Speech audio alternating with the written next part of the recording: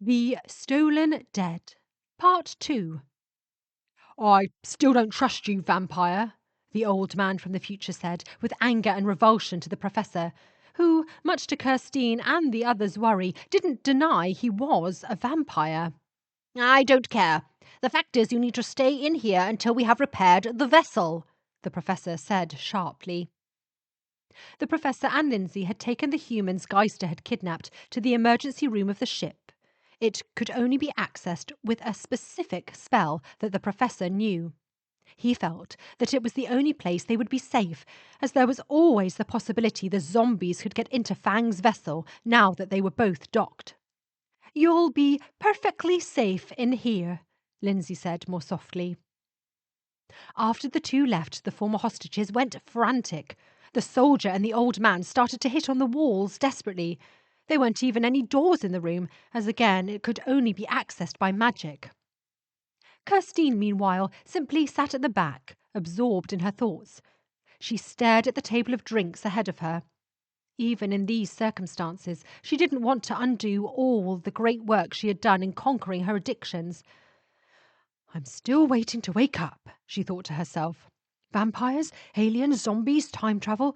I could maybe take one, if I was pissed, but all of them," she thought, as she flicked her way through the books on a nearby shelf, looking for something to kill what might be her last few hours. It'd have been a good book to take my mind off the fact that I might be eaten by space zombies in a few minutes, she thought. The young girl, who had recognised her from earlier, Jenna, sat beside Kirstine, eager to strike up a conversation. "Sorry, I was just wondering, are you really Kirstine Williamson?" she said nervously. "Yes," Kirstine said as she flicked through the book, hoping Jenna would go away. "Unbelievable! I'm sorry to bother you, but I love your music." "Thanks. That's rare to hear someone say that, though not as rare as it is to hear someone play one of my songs," Kirstine replied bitterly. "Nonsense. I grew up listening to you non-stop. My parents were huge fans of yours. You were my main inspiration. I started my band because of you." Kirstine put her book down. "Really? Oh, well, thank you, my dear. You know, that's always the nicest thing to hear. Tell me, what year are you from?" 2003. Christine could barely contain her joy. It had to be some kind of mad hallucination, she thought. The idea that people would be looking up to her so long in the future seemed more unbelievable than the vampires and the zombies. "I've been in a band for a couple of years now. Sadly, we haven't really gotten anywhere. I was wondering if you could maybe give me any advice," Jenna said. "I'd love to, but I'm not sure if I even know how I made it. Also, I'd imagine the music scene has probably changed a bit in the 5 decades between us." Kirstine could see her answer had upset Jenna a little bit. "Come on, tell me a little bit about yourself," Kirstine said. "Me?" "Yes, my life's been rather boring of late," Kirstine said. "I'd like to know what the future is like, though please don't let me know what happens to me. If I die horribly, I'd rather not know. As long as people still listen to me, I'm happy." "Oh, trust me, they do." The Professor and Lindsey, meanwhile, had reached the dock and opened the hatch to Gyster. There was a long, empty corridor ahead. Once they entered it, they heard Gyster's voice booming. "About damn time," the living ship complained.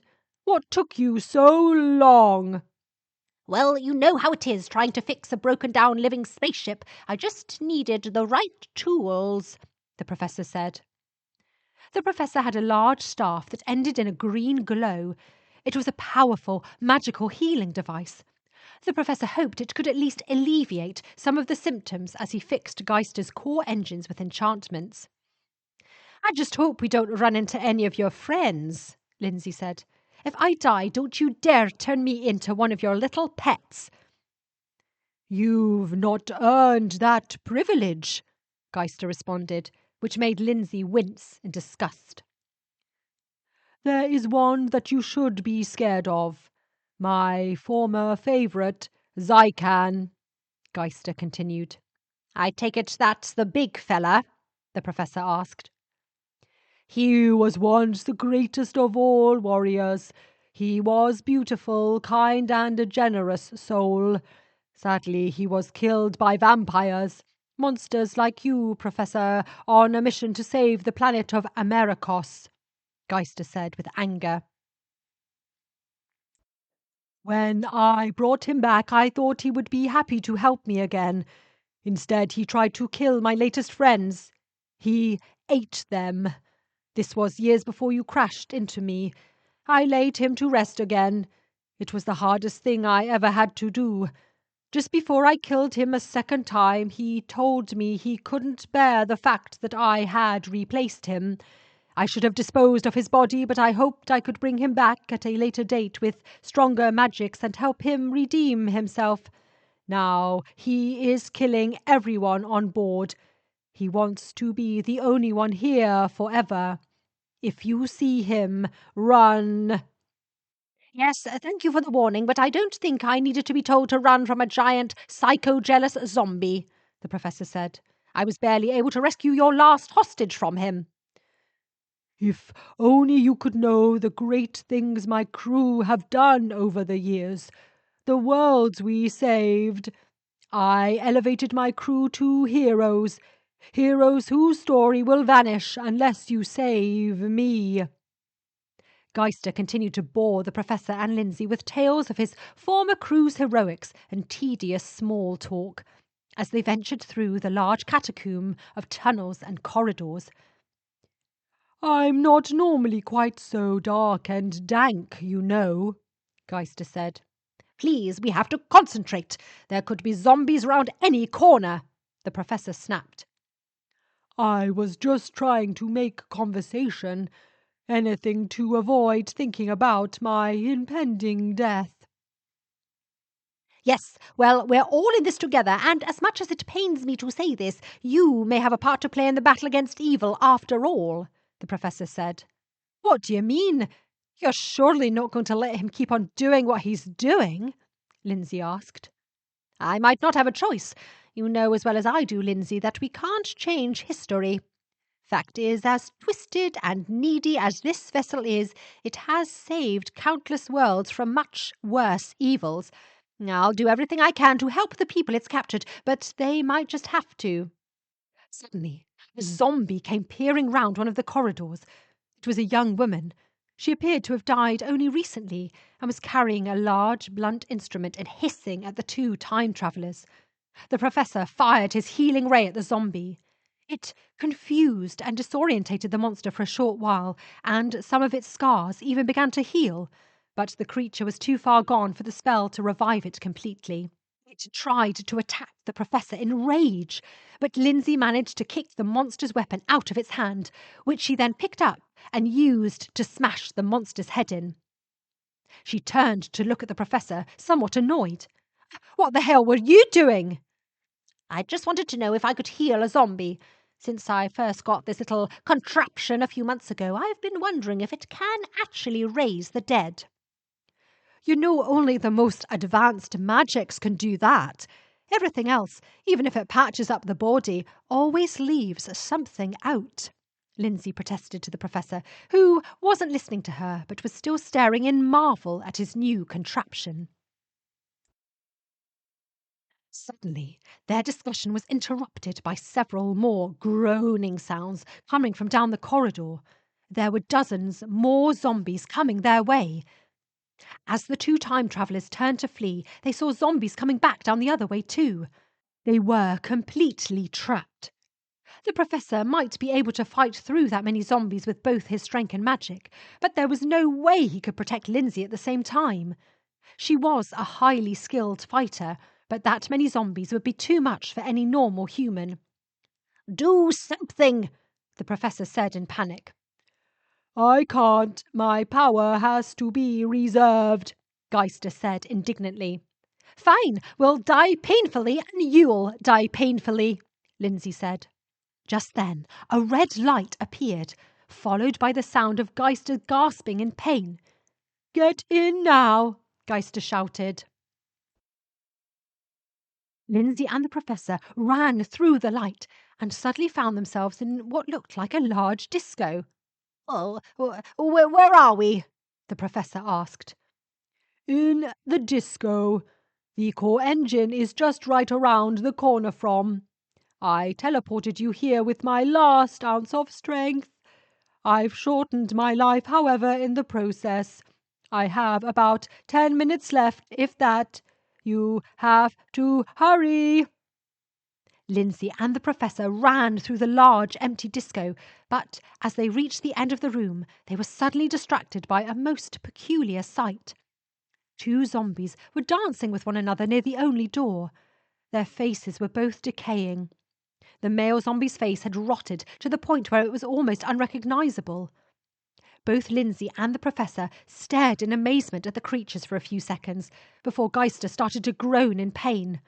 Unfortunately, this alerted the 2 zombies, who suddenly noticed the Professor and Lindsey at the other end of the room. "Please, don't hurt us," the female zombie said. "Don't hurt you," Lindsey said in response, completely puzzled.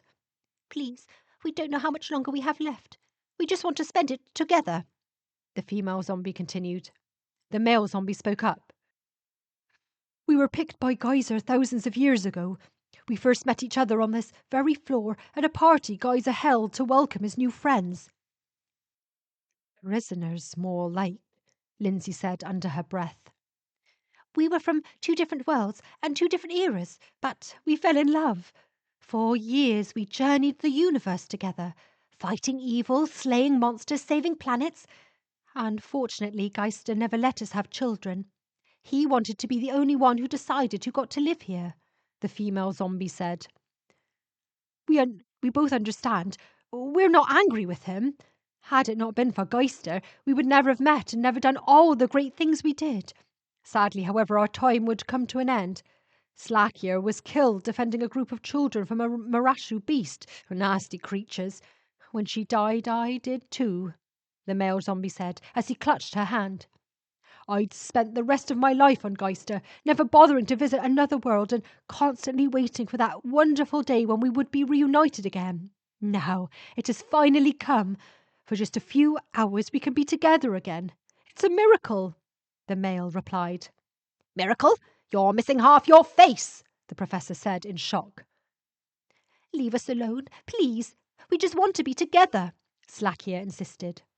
Just then, the whole ship began to shriek, and a large blue light came bursting through the floor, narrowly missing Lindsey and the Professor. It burned a hole right through the roof. Slakia and the male zombie huddled together in fear. The blast was followed by an ear-piercing scream from Gyster.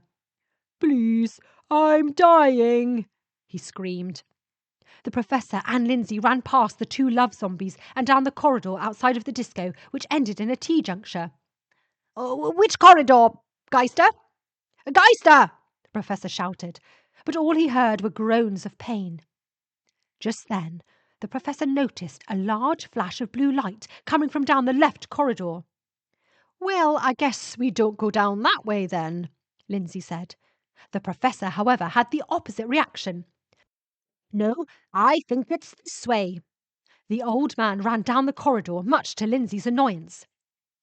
The Professor felt that the flashes of blue light, in reality magic, was the ship's blood, and the closer they got to the light, the closer they got to Gyster's heart. When they reached the light, however, they had to stop. It was burning to the touch and would have incinerated them both within seconds. The Professor, however, was able to make it disappear by using his magical healing staff to close the wound the light was emerging from, allowing him and Lindsey to cross. Just ahead was a room with a massive, oval-shaped, metallic, floating object above, parts of which had begun to break off, with blue light emerging from them. "The core engine that radiates magic throughout the entire ship and gives Gyster life," the Professor explained. The Professor got to work with his staff, trying to ease some of the more unstable areas of the heart. Unfortunately, both he and Lindsey were too distracted by the heart to notice the lumbering zombie giant Zykan slowly sneaking up on Lindsey. The monster had also made its way to Gyster's heart, hoping that it could control it and make Gyster its puppet to go exploring the universe with.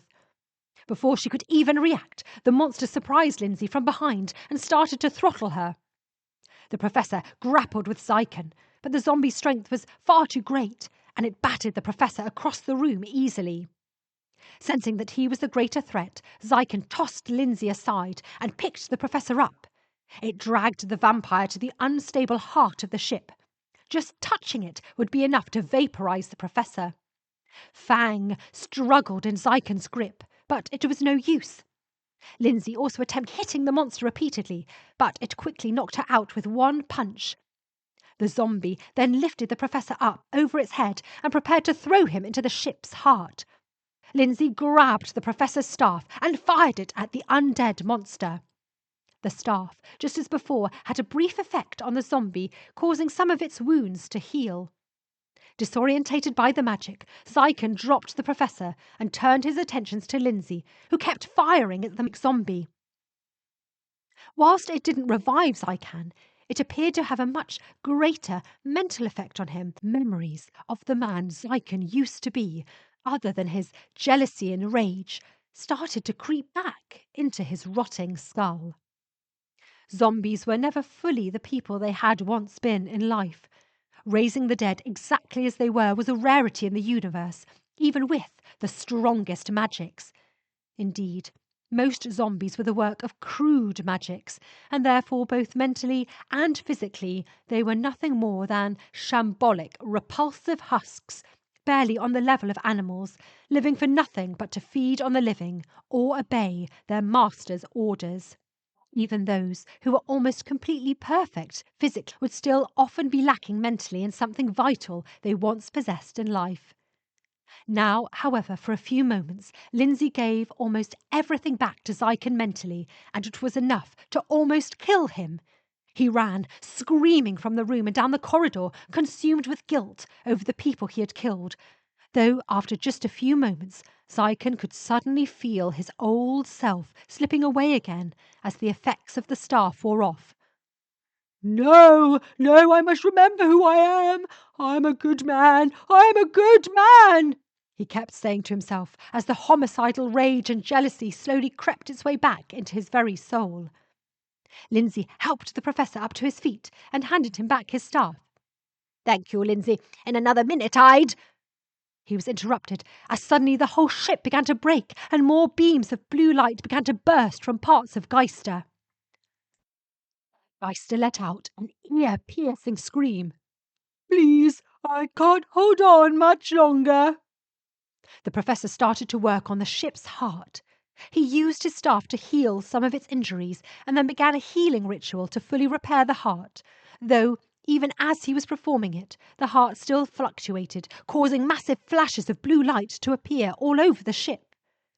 One flash of light very nearly vaporized Lindsey, who barely managed to get out of the way in time. The Professor, meanwhile, took no notice of the magical blasts and continued to chant the ritual.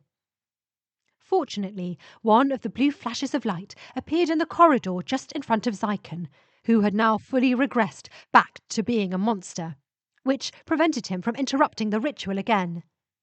As more and more holes began to appear in the ship, all seemed lost until suddenly the shaking stopped. Gyster let out another groan. I can feel the pain going away. "You have nothing to worry about now," the Professor said smugly. "An old healing ritual from the planet Skrelian. It's like a magical bandage over your wounds, or think of it as like a magical stitches. You'll never be as strong as you once were, though. Don't overexert yourself, or they might pop." Thank you, vampire, Gyster said. I'm afraid, however, my lack of strength is going to be a problem for you too. "Oh, what do you mean?" In those last few minutes, when it looked like your ritual wasn't going to work, I drained the energy from your ship. Forgive me, I had no choice. And if I hadn't, I probably would have exploded before your spell could work. You'd all be dead now. A look of horror came over the Professor's face. "Please tell me you left the emergency banks alone." I am afraid. "You fool! Do you realize what you've done?" I am sorry, vampire. I know how much you cared for that vessel, but it is not more important than my or your or Lindsey or any of the people I chose to be my new crew's lives. Stay here and be my new crew." "Believe me, as horrifying as the idea of us being part of your new crew is," the Professor snapped, "you don't understand. There was a creature locked away deep inside my ship. A monster that makes all of your zombies look like the pathetic runts they truly are." Zykan waited patiently for the blue light to disappear. He wanted Lindsey to pay for making him feel guilt. He started to thump the walls in frustration until he heard the faint sound of music in the distance. It was coming from the old disco. Surely no one could be in there now of all times, dancing to music. It must be an old jukebox, he thought. Still, the monster didn't want to take the tiny chance there was someone in there that he'd let go, and so he decided to investigate. Sure enough, when he peered through the doors, he saw the two zombies dancing to romantic music. It almost seemed like a comical sight in the middle of everything that was going on. The male zombie pushed the female behind him and spoke somewhat nervously to Zykan, who came storming into the room. "Please, I know you. We've travelled together for many years, decades even. We fought side by side. We slew monsters, saved worlds. Please, me and my wife, we just want to spend our last few minutes together. Let us have that. Remember the man you used to be, Zykan." Unfortunately, Zykan responded by punching a hole through the lesser zombie's chest before throwing him 10 feet across the room. The female zombie let out a scream before picking up a chair and smashing it over Zykan's head. It didn't even make him flinch, and the female zombie in response picked up one of the chair's legs and jabbed it into Zykan's eye. It still did nothing. She then ran across the room with the gigantic, psychotic zombie in hot pursuit. She grabbed 2 bottles from a nearby table as she ran and threw one at Zykan's head, but the monster still wasn't hurt. She smashed the other bottle off a nearby table and tried to jab it into the larger zombie's face, but Zykan just threw her over another table. The larger zombie then reached for her throat with both hands and prepared to tear her head clean off her shoulders. Before he could, however, the male zombie surprised Zykan in a bear hug from behind and pulled him backwards. "You're nothing but a pitiful monster now. I'll put you out of your misery," the male zombie said as he tried to break Zykan's neck. Zykan, however, easily overpowered the lesser zombie and tore both of his arms off before lifting him over his head. Please, for pity's sake, we'll do anything," the female zombie shouted and begged in desperation. Zykan, however, didn't even acknowledge her screams and instead ripped the male zombie in half. The female let out a scream and ran at Zykan, who effortlessly knocked her to the ground with a quick strike. Zykan's strike was so fast and so relentless that the female had no time to defend herself, even if she had wanted to. Zykan broke her ribs, her spine, and both of her legs before smashing her skull in. With her last actions, the female zombie crawled around the upper half of her lover and wrapped her arms around him. Like the other undead creatures on the vessel, the 2 love zombies were not the people they once were. In life, they had been great heroes who would have done all they could to help the still living members of Gyster's crew who were in danger, and even Gyster himself. Now, however, all they cared about was each other. Even if they had seen a child being torn to pieces by zombies outside, they still wouldn't have bothered to interrupt their dancing to help him. Still, at the very least, unlike Zykan, the 2 were, even as zombies, able to retain the selfless love they had felt for another person in life, and in her final few seconds, the female made sure that she was still by the side of the man she loved, no matter what. Zykan, meanwhile, simply muttered, "Pathetic," under his breath at her final display of love. Slaughtering the 2 lesser zombies had been an amusing distraction for the monster, but his thoughts soon drifted back to the Professor and Lindsey. They had evaded and, in his mind, humiliated him. "You took off lightly compared to the vampire and that bitch," Zykan said bitterly as he looked down at the beaten and mangled corpses of his previous 2 victims. "Who was this demon?" Gyster asked, not sure if he wanted to know the answer. Skevera, the Curser of Worlds, the Professor responded. He is said to come from the darkest world in all of the Hell universes. Each planet he visits, he transforms into a copy of his own world through black magic. According to legends, unlike most other demons, he hated the Hell he was born into and despised other races that he felt were born into more privileged worlds. He targeted the most peaceful and advanced planets in all of creation and would condemn them through the blackest magics. "Yes, I've heard of him," Gyster responded with regret. "He destroyed my favourite world, the planet Hystari. I saved its people from an invasion of vampires many millennia ago. They hailed me and my then crew as their greatest heroes. We would visit their world many times after, often helping them against some other threat. Sadly, however, the last time we visited Hystari, it had been turned into a hell world. I'll never forget seeing the people who had once cheered me as I flew by twisted into monsters, tearing each other apart. I lost 5 of my crew to that world." I visited Hystari, the Professor replied. It's now known as one of the worst hell planets in its galaxy. I never knew it was anything other than that. I'm sorry. I can relate, however. We encountered Skevera on one of our favourite planets, Leoa. It wasn't as far gone as Hystari. Its people for years had been working on a spell to contain Skevera. Doing so drained their world of all magics and left it a burned-out husk. But they were eventually able to trap the beast. The last few surviving Leoans then gave his cage, as it were, to us. Since we're never in one place too long, they figured it would be safer with us, as his minions couldn't track us across all of time and space. For years, Lindsey and I tried to find a way to kill that monster while he was vulnerable, but we couldn't do it. No magics were powerful enough to actually harm him.